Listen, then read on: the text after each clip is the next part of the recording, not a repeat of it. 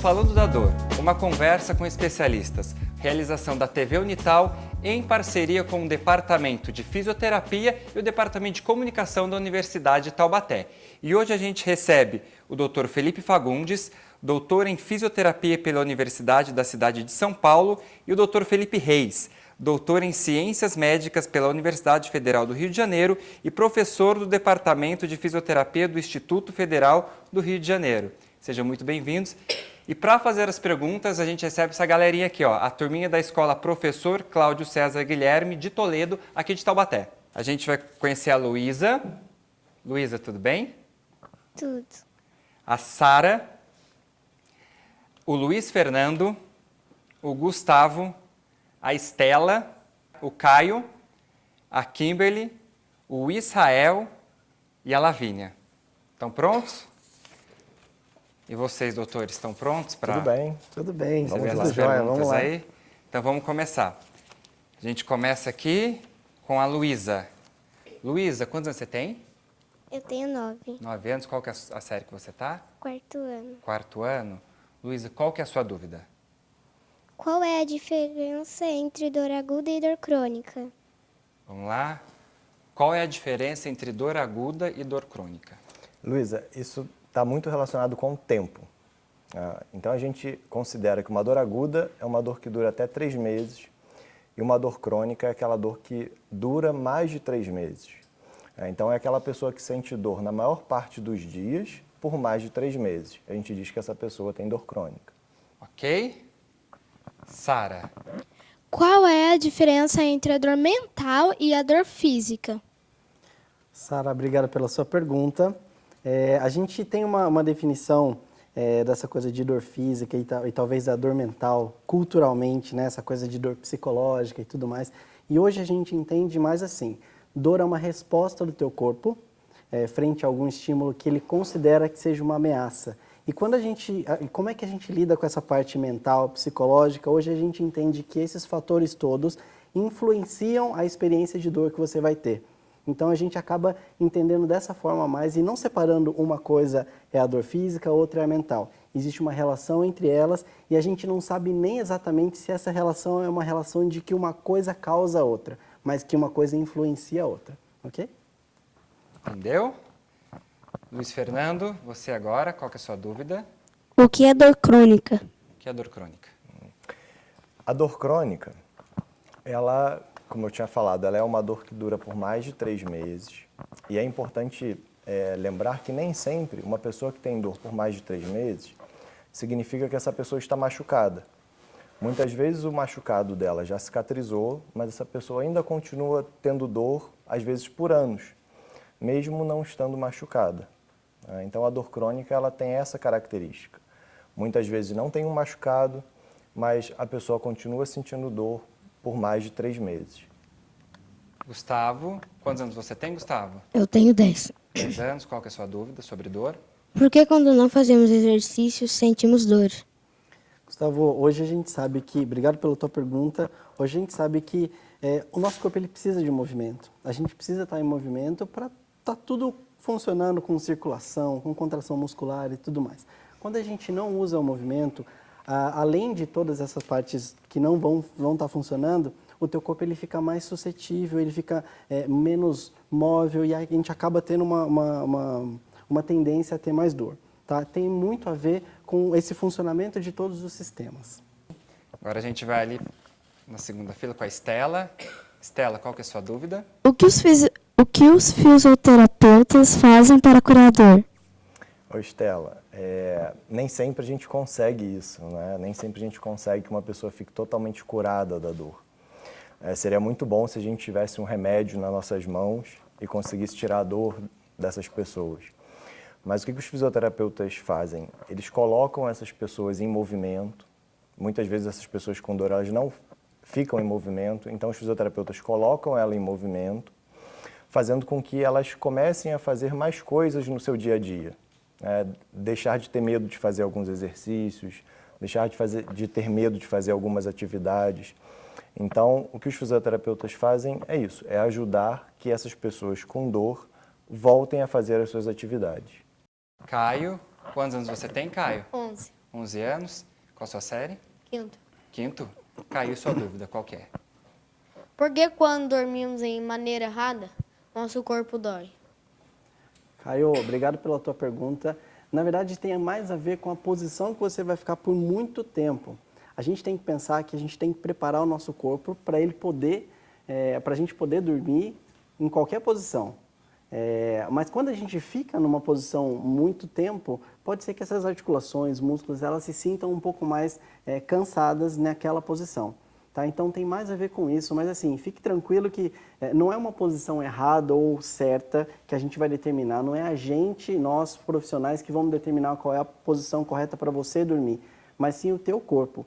E o que a gente mais quer, o que a gente mais trabalha é que nossos pacientes e nossos amigos, enfim, nossos conhecidos possam assumir a postura que for mais confortável. Tá? Então, ela acaba doendo por essa permanência por muito tempo, ok? Não por ser uma postura errada.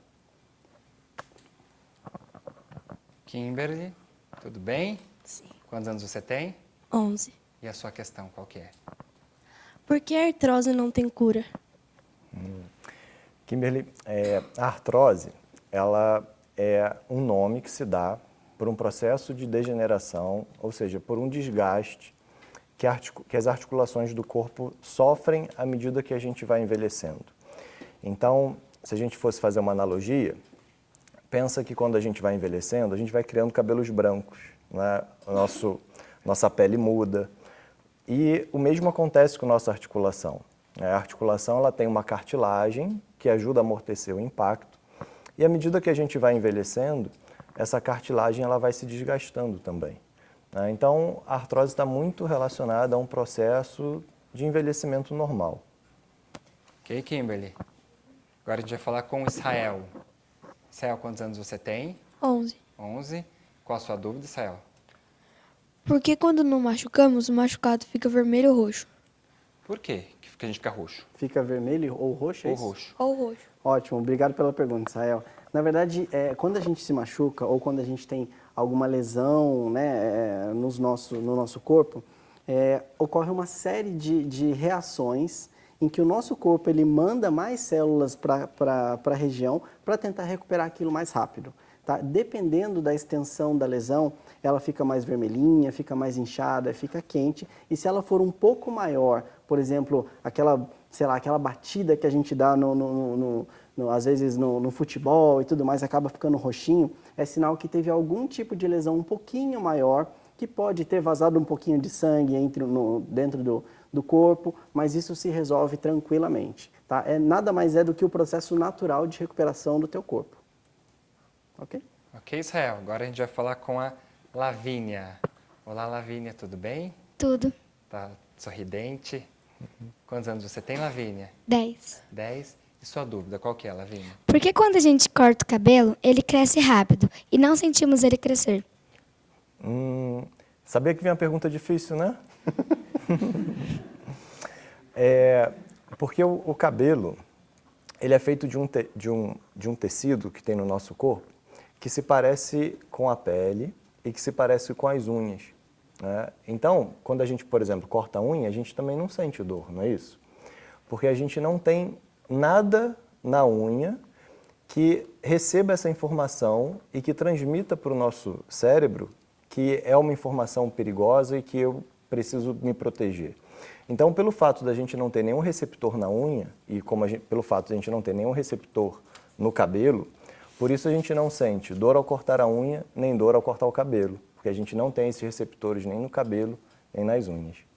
Quem volta aqui para fazer as perguntas com a gente é a Luísa. Olá, Luísa. Qual que é a sua segunda pergunta, Luísa? A dor pode matar?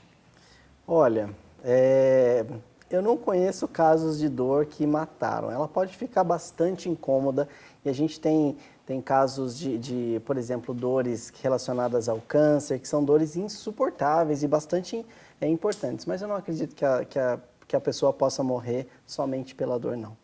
Ok? Ficou mais calma, Luísa? Agora sabendo que ninguém vai morrer de dor? Tá certo. Agora é a Sara. Sara, eu tô sabendo uma coisa de você. Que você é irmã da Luísa. Certo? Quem que sente mais dor lá em casa, reclama mais de dor? Minha mãe. A sua mãe? O que a sua mãe tem de dor? Ela tem dor na coluna. Dor na coluna? Ah, é muito comum, não é, as pessoas terem dor na Muito coluna? comum. Muito comum. Sua mãe não está muito fora do padrão, não, infelizmente. Ô, Sara, qual que é a sua dúvida? Quais são as dores mais comuns? Sara, a dor mais comum no mundo inteiro é a dor lombar, né? Mas aí você tem a dor lombar em primeiro lugar, depois a dor no pescoço e vão aparecer dores no ombro, dores de cabeça, dor no joelho. Essas são as dores mais comuns. A dor lombar é onde? Só para eles entenderem melhor. A dor lombar é na parte baixa aqui da coluna. Parte de baixo da coluna. Então, sua mãe pode ser que tenha dor lombar também, não é? Luiz Fernando, tudo bem, Luiz Fernando?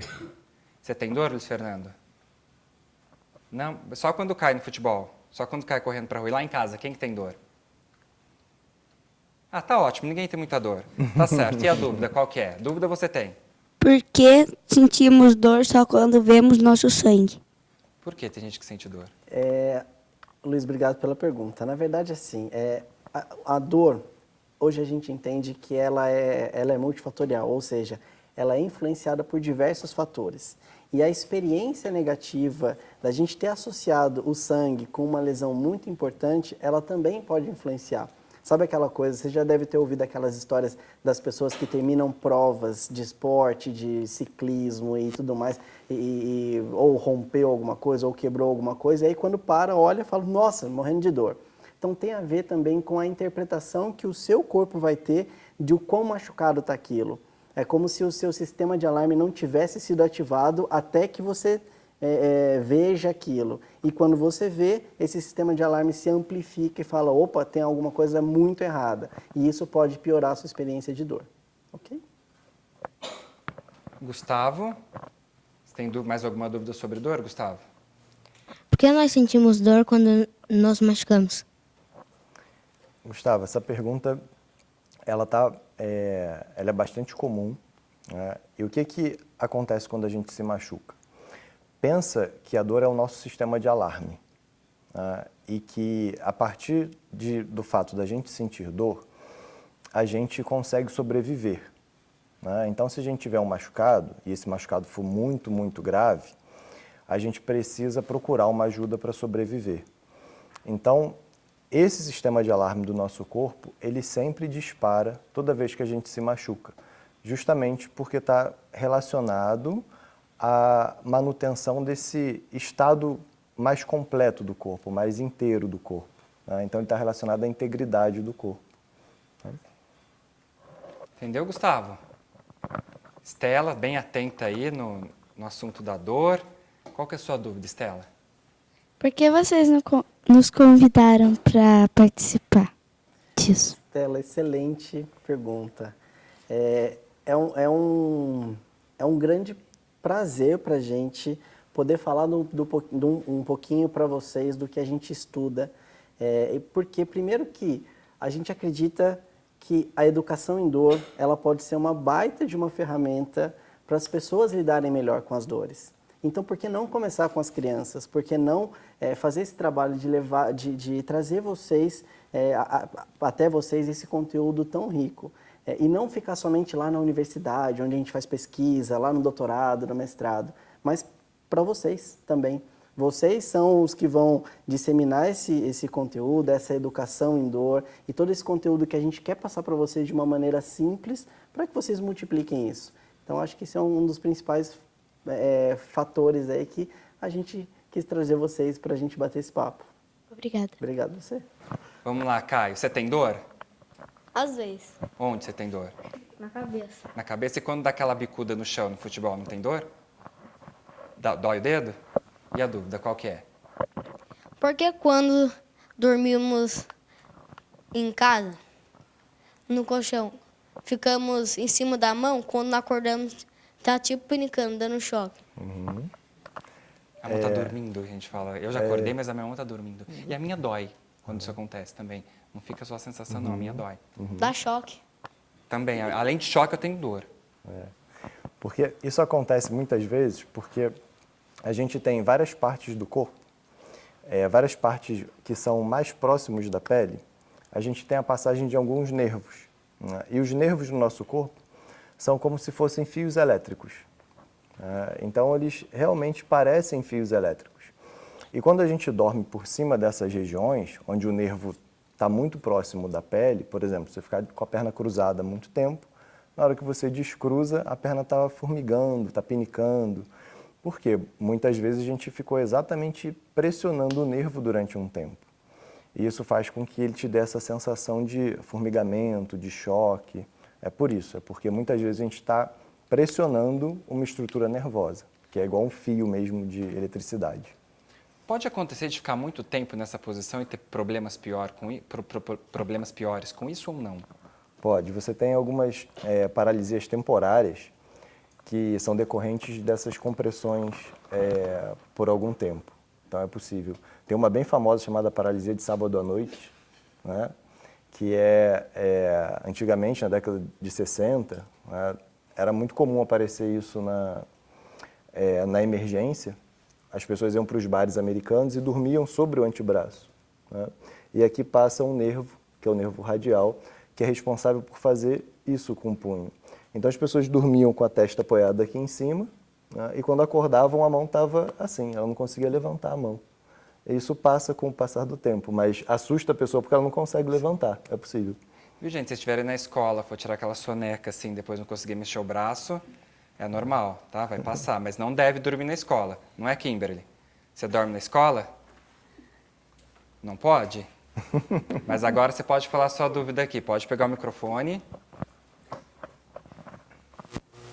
Por que não vemos e nem sentimos nosso corpo crescer?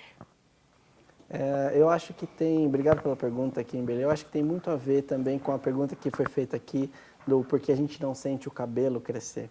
Isso é um processo natural do nosso corpo, e a gente não sente ou não sente dor por isso também, porque não é considerado uma ameaça para o nosso corpo. Acho que foi falado várias vezes aqui, isso é importante a gente repetir, que dor é um sistema de alarme do nosso corpo.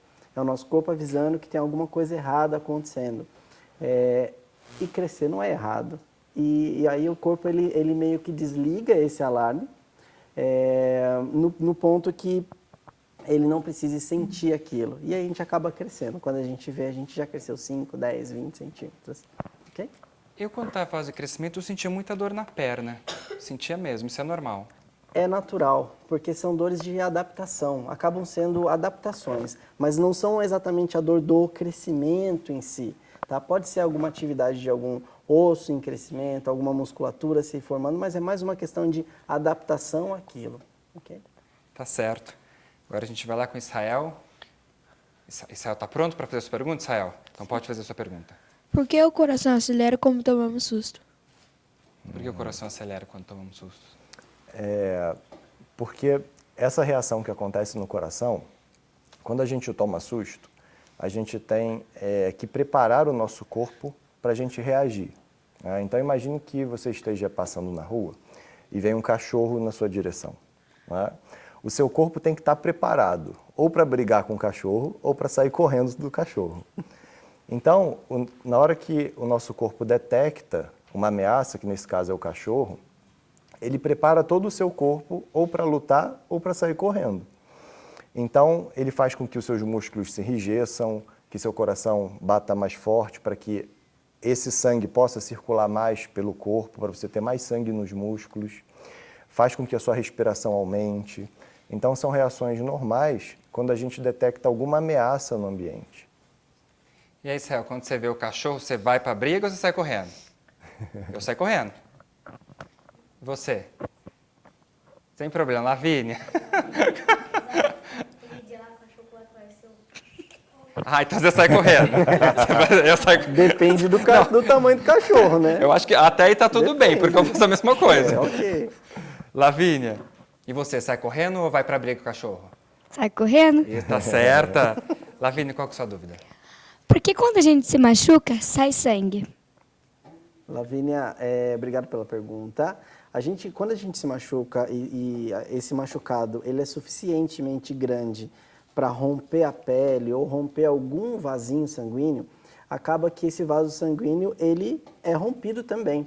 E aí a gente tem esse vazamento. Imagina como se fosse um encanamento de água da tua casa e que se quebrar aquela parede, aquele encanamento também vai quebrar e vai vazar a água da parede. É parecido com isso. A gente tem no nosso corpo uma rede de vasos sanguíneos muito grande e que, repetindo, se esse machucado for suficientemente grande para romper essa pele, para romper esse vaso sanguíneo, a gente vai ter o sangramento. Obrigada. Ok. Alguém tem alguma dúvida a mais? Não? Eu tenho uma dúvida. Aquela hora eles estavam falando questão de dormir, se com dor no corpo. Eu, quando faço exercício físico, durmo bem. Acordo de manhã com muita dor. Por quê? Quer responder? A gente vai junto. Então vai. Na verdade, assim, a gente tem o pós-exercício, a gente chama de dor muscular tardia, ok? Quando você faz exercício, a gente estimula a musculatura, estimula a articulação, estimula o coração, circulação, a gente estimula o seu corpo inteiro. A gente acaba gerando um estresse muscular, estresse tecidual, e que isso precisa ser remontado, isso precisa ser recuperado. Quando a gente dorme, a gente tem alguns hormônios que cuidam dessa reparação tecidual, o hormônio de crescimento é um deles, e quando você acorda, aquilo ainda está tentando entender o que aconteceu. E aí pode ser que a gente sinta aquela dor muscular tardia, que ela é fisiológica, ou seja, ela é normal da gente sentir. Então, aquele dia que a gente faz aquele exercício, que faz algo além do normal na academia ou no futebol, a gente acaba sentindo essa dorzinha de adaptação também. Complementar. E a medida, ela é uma adaptação do seu corpo ao exercício. À medida que você vai mantendo a regularidade do exercício, a tendência é essa dor cada vez aparecer menos. E aí, quando você aumenta um pouquinho a intensidade, a dor aparece novamente. É justamente o seu corpo se adaptando à carga do exercício. Eu tenho mais uma pergunta. Por que o cérebro, como ele projeta essa imagem tão boa do sonho realista? Essa é uma pergunta difícil, uma pergunta até que não está muito clara ainda na ciência que estuda o cérebro. Mas o que a gente consegue saber é que durante o processamento do sonho, o cérebro pega várias informações de diversas áreas, inclusive da memória. E por isso você tem pessoas que aparecem no sonho como elas realmente são, porque estão diretamente relacionadas também com a nossa memória. Mas não só com a nossa memória, está relacionado com coisas que a gente projeta, lugares que a gente projeta, então também envolve um pouco da imaginação. Porque às vezes a gente tem sonhos que a gente nunca viveu, né? A gente nunca foi naquele lugar, mas a gente pode ter construções no nosso cérebro que façam que a gente monte todo aquele ambiente, né? Mas o importante é que a gente conheça que o cérebro ele vai juntar um pouquinho de informação de cada área e transformar isso numa experiência. É isso que acontece no sonho. Agora a gente tem uma pergunta lá do Israel. Qual que é a sua última pergunta, Israel? Por que quase o nosso corpo fica dormente? Por quê? Por que a maioria das coisas do nosso corpo fica dormente? Sael, obrigado pela pergunta.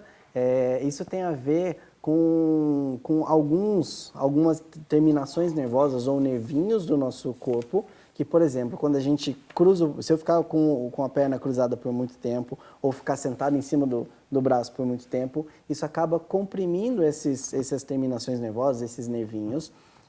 Eles vão funcionar em menor velocidade e aí vai dar essa sensação de formigamento. Isso pode acontecer no pé, na nossa perna, pode acontecer no braço, em qualquer região do nosso corpo que esteja suscetível, ou seja, que possa acontecer essa compressão desses nervos e tudo mais. Okay? E a nossa última pergunta aqui do dia, da Lavínia. Por que quando a gente sofre um acidente, a gente se machuca e tem pessoas que morrem? Que morrem no acidente? Isso depende, Lavínia, de que estrutura do corpo que foi lesada ou que foi machucada durante o acidente. Então, a gente tem órgãos do nosso corpo que são muito importantes para a gente sobreviver, como, por exemplo, o cérebro, o pulmão, o coração. Eles são órgãos muito importantes. E o cérebro, por exemplo, é uma estrutura muito sensível. Então, dependendo da gravidade do acidente, por exemplo, a pessoa caiu, bateu a cabeça, a pessoa bateu de carro, bateu com a cabeça em algum lugar no carro, ou então alguma coisa furou a pessoa. Então, dependendo de que órgão tenha sido machucado no acidente, essa pessoa não consegue sobreviver, porque esses órgãos são muito nobres, são muito importantes para a gente. Tá bom? Então tá certo. Agora sim. Nosso programa de hoje fica por aqui. Obrigado pela participação de vocês, Felipe Fagundes e Felipe Reis. Eu também quero agradecer aos alunos da Escola Professor Cláudio César Guilherme de Toledo. Obrigado pela presença de vocês aqui, espero que vocês tenham gostado, ok? O programa Falando da Dor, uma conversa com especialistas, é idealizado pelo projeto Luz, Câmara e Movimento, que tem parceria com a Prefeitura Municipal de Taubaté e a Universidade de Taubaté, Pró-Reitoria de Extensão. Até mais!